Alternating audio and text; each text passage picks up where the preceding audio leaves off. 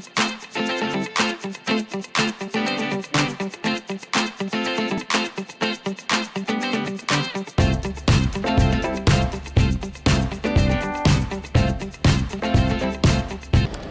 good morning, everybody. This is DearMamaSal, and it is 2 degrees here in southern British Columbia, which would make it pretty darn chilly anywhere. 35 in America. Oh, my steering wheel is cold. I'm cold. And I definitely am going to be finding my winter coat this weekend. Of course, I've been saying that for 3 days, haven't I? But you know, any day now I'm going to walk out. I think they must have had some frost last night. Although it was melted on my windshield by the time I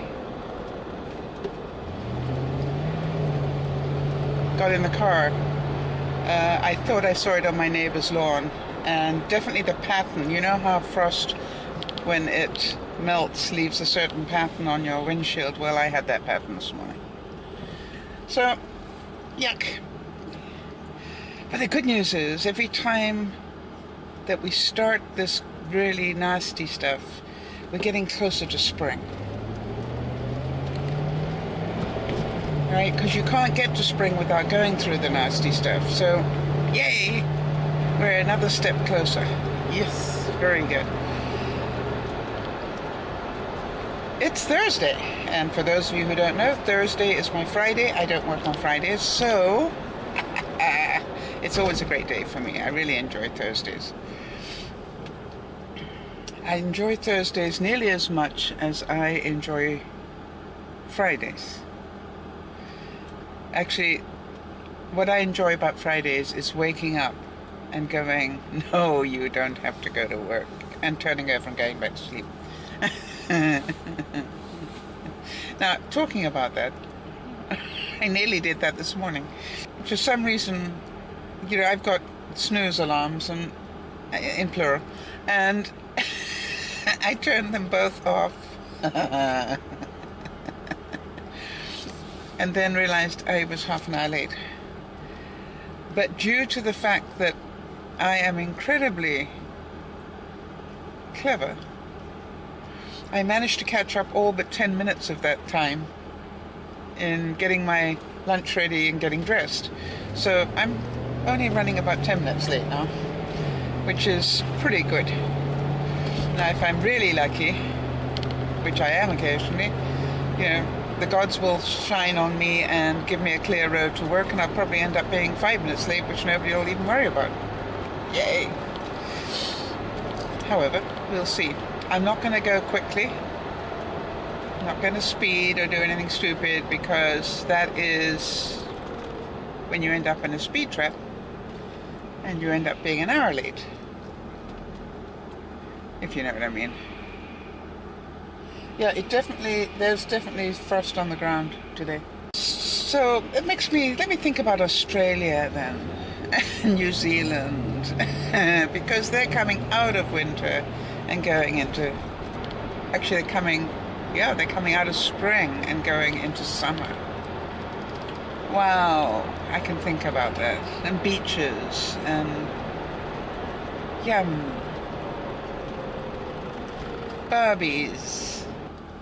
I often wondered why we talk about throwing another shrimp on the Barbie. Because, maybe my Australian viewers can let me know, because I would have thought Australians were big into meat rather than shrimp. Okay, for those of you who live down that way, write and let me know. Ash, if you're listening to this, I need input here. I know you're in New Zealand, yes, I know. But, you know, you're close enough to probably know. Okay, but any of the Aussies, farmer and, God forbid, Oz, for any of you guys, or women, just let me know. Why do we say throw another shrimp on the Barbie, not throw another steak on the Barbie? I don't know, I just don't sort of equate hunking Australians with shrimp.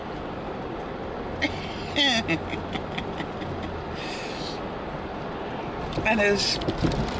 oh, never mind. It's a long story. Now, I was reading in the news somewhere, or watching. No, I think I was reading it. About the groundwater depletion. Okay, what they're saying is that... let me go back a step here. When I was in Africa, we got all our water where I lived, in the house where I lived, out on a farm, from underground water. And that's what I'm talking about, that underground water. And there are quite a few countries that live on underground water, and there are quite a few... when I say quite a few, I mean a lot. And there are also a lot of households that live off underground water. And they were talking about the fact reserves are not being replenished as fast as we're using it.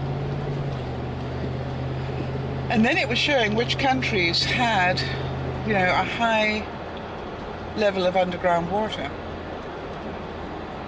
And I remember being shocked how little Australia had. That's what made me trigger on Australia. I remember being shocked how little underground water Australia had. And I don't know why I expected it to have more than it does. Anyway, if you're interested in that sort of thing, I guess just Google underground water levels. And apparently a big survey has been done about it. And so why is that important to any of us? Well, probably not to us, but to our children maybe. And definitely to our grandchildren. Because if we are using up the underground water at a certain rate and it's not getting replenished at that rate, it makes an awful lot of sense, I think, in anybody's book that any minute now we're going to run out.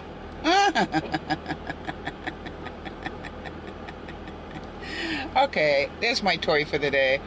There's a guy here with a bobcat. Yeah, a little baby front-end loader. And he came screaming down the side here and did a 180 wheelie.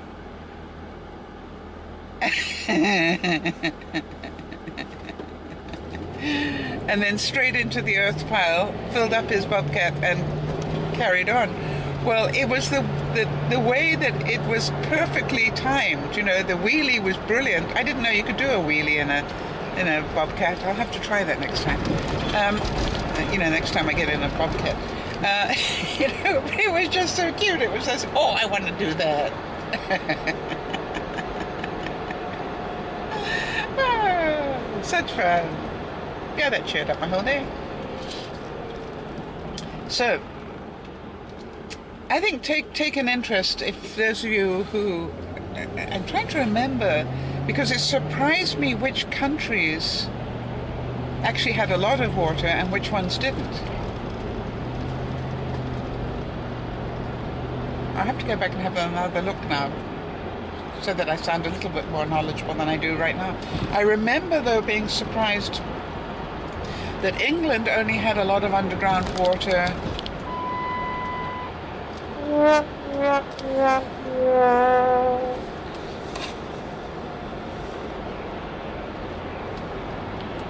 Whoa. Okay, I've got a problem with my car. Just to let you know, my car for some reason is overheating. Well, hi everybody, this is me again. It's about 20 minutes later, and I'm pretty cold. Now I'm wishing that I had got my winter coat. My whole car is fogging up, because, you know, it is cold. They say it could be another hour before anybody gets to me. And let me tell you about overheating. Overheating could be one of two things. Just that it ran out of coolant, in which case I don't have it on me either. But the other thing is it could be a blown gasket, in which case that's, you know, sort of like serious dollars. So I'm just going to be reframing, and I thought I'd use this as an example. If you think about it, even if it's the worst and I've blown a gasket for some reason, literally, remember that I just recently had a tax return thing, money come back from my taxes. So what I'm going to concentrate on is that whatever this is, God very kindly gave me extra money yesterday for whatever this problem is today. And that is how I will deal with this. Now, in the meantime, I'm very grateful, because that's the other thing I always try and do when something like this happens. I'm very grateful for the fact I am in a car, although not very warm, but it could be 10 below or 20 below, and it isn't. It's only just on freezing, literally. And I, do have some lukewarm coffee with me, which I've nearly finished. Of course, the next thing is I want to pee, but I won't concentrate on that one. How many of you relate to that? I don't do waiting well at my age. Anyway, so the good news is that all is well, and I'll update you as soon as I have more information. Okay, bye for now. Well, so now I'm sitting in a nice warm truck while they are hooking up my car, and I've called for a cab to come get me so I can get home. So sad. Never mind, these things happen. And aren't I lucky to be sitting in a warm truck right now. Remember, always reframe at the end. It's much easier. So now I'm safely in the cab and on my way home again. So we'll see how we do. Well, hi everybody, this is Mama Sal, and since I last saw you, I have quite a bit to update. It was quite a stressful way to start my day, but the good news was that I got home safely and got warm again, which was very nice indeed. I found out that my car water pump had been leaking, and that's what caused the problem. And then while they were checking out that whole system, they also found out that my radiator is dying. So I need to replace both of those. That's quite a large requirement of money. But then some of you will remember that yesterday I got quite a large income from my tax rebate. And so this goes under the general heading, I guess, of easy come, easy go, because the money came in unexpectedly and it's about to go out again unexpectedly. Now, I know some of you will take this as a very sad thing, and some of you will take it as a very good thing. That's all depends on the way in which you process things. But think about it this way, if you will. This could have happened to me next weekend. And next weekend I'm going down to see Benji and Judy. This could have happened to me at a time when I didn't have a tax rebate come in. So when you look at it all, you just go, isn't it strange that it all happened at the same time? Now, if you want to get really weird, play the Twilight Zone music for a moment, because I went to phone work to update them on what was happening, and I accidentally called my sister, whom I have not spoken to in 2 years, only to find out she was going through a really difficult time, and quite honestly, there couldn't have been a better time for me to phone her.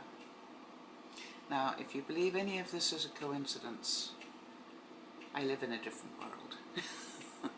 I have totally different understanding of all these things. So, aren't I lucky? I was able to get through all of this. I didn't blow a head gasket, which is what I thought I might have done. Hopefully the replacement parts that I'm putting in it, however expensive they may be, should fix the problem, and it's all a lot less expensive than if I'd blown a head gasket. And I got to speak to my sister who needed it. All in all, not a bad day. Bye-bye for now.